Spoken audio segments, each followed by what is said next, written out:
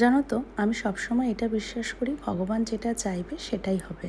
সে তুমি যতই যা প্ল্যান প্রোগ্রাম করো না কেন, সেটা কিন্তু কখনোই হবে না যদি সেটা সে না প্ল্যান করে থাকে।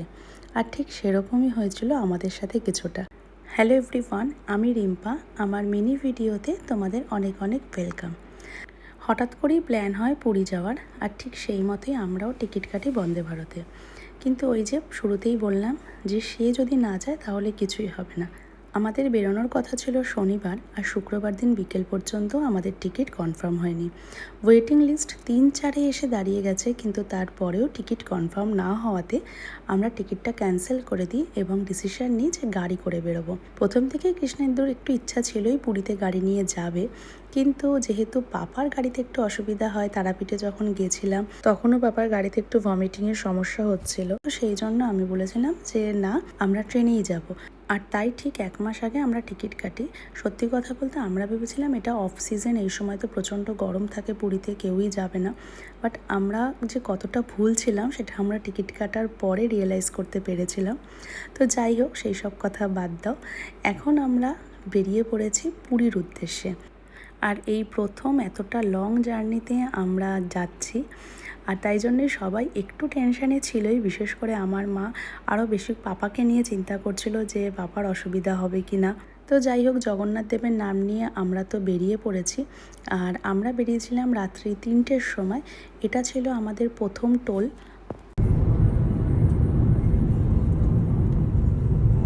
টাইমিং তো দেখাচ্ছে 9 ঘন্টা 12 মিনিট।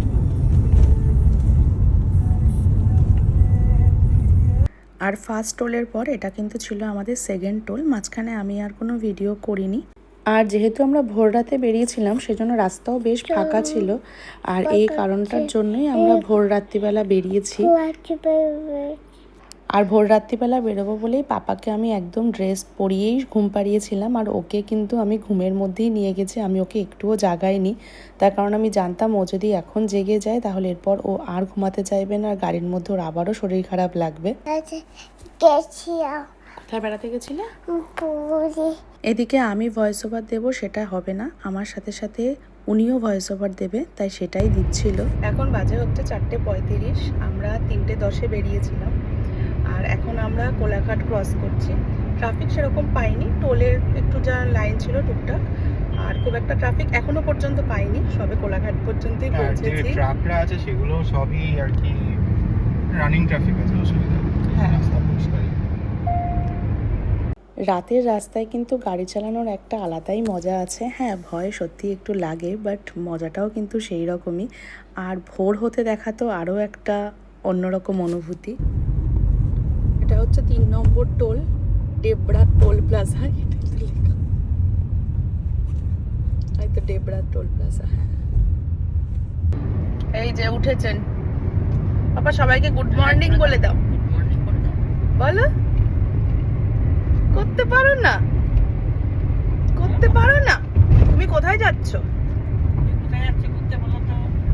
বলো তো কোথায় যাচ্ছ, কোথায় যাচ্ছ বলো। জয় জগন্নাথ বলো।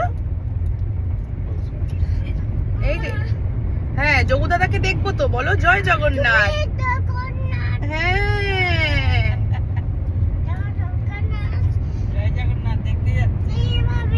এভাবে। হ্যাঁ, জয় জগন্নাথ বল বিদিশা। জয় জগন্নাথ, জয় জগন্নাথ।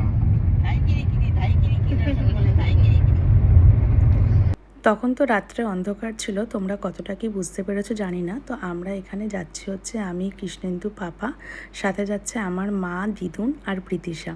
আর যেহেতু দিদুনেরও বয়স হয়েছে, তাই দিদুনও এতটা গাড়ির জার্নি নিতে পারবে কিনা সেটা নিয়েও একটু টেনশন ছিল। আর সত্যি কথা বলতে রাস্তা কিন্তু ভীষণ সুন্দর ছিল। রাস্তাটা এত সুন্দর হওয়ার কারণেই কিন্তু 9-10 ঘন্টার জার্নিটাতে খুব একটা বেশি কষ্ট হয়নি।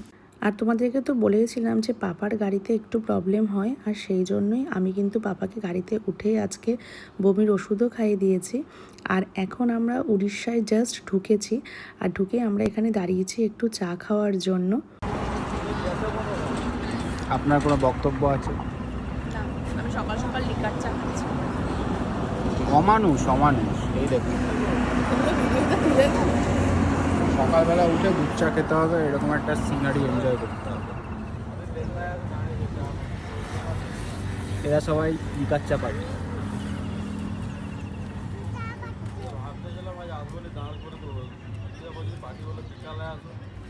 আগেই বলছিলাম যে কৃষ্ণেন্দু প্রথম থেকেই চাইছিল গাড়ি নিয়ে পুরী আসার জন্য, আর সেটা যখন ফাইনালি জগন্নাথ দেবও চায় আর ওর এই মনের ইচ্ছাটাও যখন পূরণ হচ্ছে, তাই সব থেকে বেশি এক্সাইটেড কিন্তু কৃষ্ণেন্দুই ছিল। আমাদের সবার টেনশন যতটুকু ছিল, ওর কতটাকে টেনশন ছিল জানি না, তবে যাওয়ার আগে বেশ ভালো করে অনেক ভিডিও দেখে অনেকটা নলেজ নিয়েই কিন্তু আমরা বেরিয়েছি। আর যেহেতু ভাইও ঠিক দুদিন আগেই গাড়ি নিয়ে পুরী বেরিয়েছে, তাই জন্য ও অনেকটা হেল্প করেছিল। আর এদিকে দেখো, গাড়ির সাথে সাথে তিনিও মনে হয় পুরীতেই যাচ্ছে। আর এইটা দেখে পাপা কিন্তু খুব আনন্দ পেয়েছে, কারণ ও তো এইভাবে কখনো দেখেনি। 4 নম্বর টোল।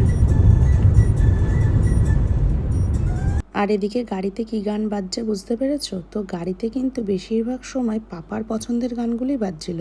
শঙ্কর জিকা ডামরু বাজে, কম্পিত তনুদল, প্রত্যেকটা গানও বলছিল, আর সেগুলোই আমাদেরকে ছাড়তে হচ্ছিল গাড়িতে। আর পাপা যে বড় হচ্ছে, তার নিজের মতামতও যে সে বলতে পারছে, এটা কিন্তু এই জার্নিতে গিয়ে আমরা ভালোভাবেই সেটা ফিল করতে পেরেছি। আর এদিকে দেখো, আকাশটা এখন একটু মেঘ করেছে, তো ভেবেছিলাম বৃষ্টি হবে, বাট সেরকম বৃষ্টি কিন্তু আমরা পাইনি। এরপর আমরা নেক্সট স্টপ দিয়েছিলাম কিন্তু পেট্রোল পাম্পে।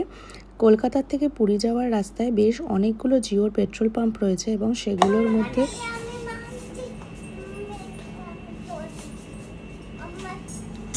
সবাই টায়ার্ড, সারা রাত্রি কোনো ঘুম নেই। স্পেশালি আমার আর ওর তো একদমই নেই। বাকি পেছনে যারা ছিল তারা একটু একটু ঘুমিয়েছে।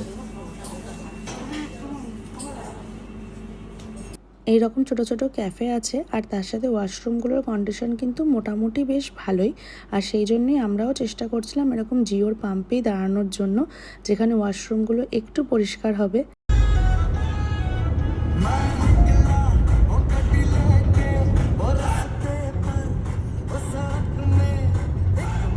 বাবা এবার এরকম করে দাও, ইয়ো ইয়ো।